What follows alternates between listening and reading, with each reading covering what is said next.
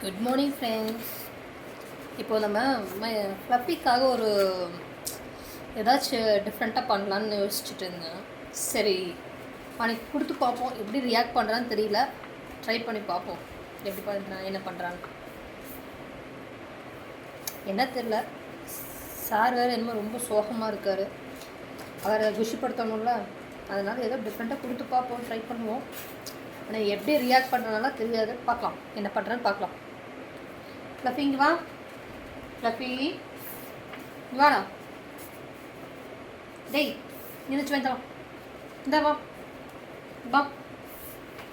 பாரு, எங்கள் ஃப்ரெண்ட்ஸ் எல்லாம் இருக்காங்க, வர கூப்பிட்றாங்க, வா. ஃப்ளஃபியோட சர்ப்ரைஸ் கிஃப்ட் ரெடியாக போகுது. இது ஜஸ்ட் ப்ளோ பண்ணால் போதும். ரெடி? கூப்பிடலாமா ஃப்ளஃபி? கூப்பிடலாமா? வாடா.